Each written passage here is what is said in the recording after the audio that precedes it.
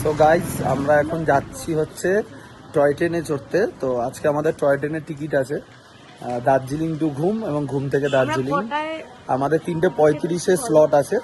তো আমরা এখন ভেতরের রাস্তা দিয়ে হাঁটতে হাঁটতে যাচ্ছি দার্জিলিং টয় ট্রেনের যে স্টেশন আছে সেই দিকে। তো চলো যেতে যেতে তোমাদের সাথে শেয়ার করবো বাকিটা।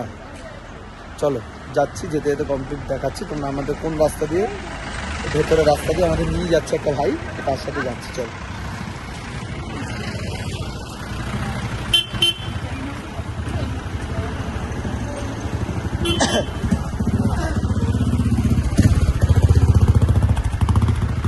এটা দেখতে পাচ্ছ, এই রাস্তাটা চলে গেছে এখান দিয়ে, এই যে রাস্তাটা চলে গেছে এই রাস্তাটা গিয়ে সোজা দার্জিলিং টয় ট্রেন স্টেশনের সামনে গিয়ে দাঁড়াচ্ছে।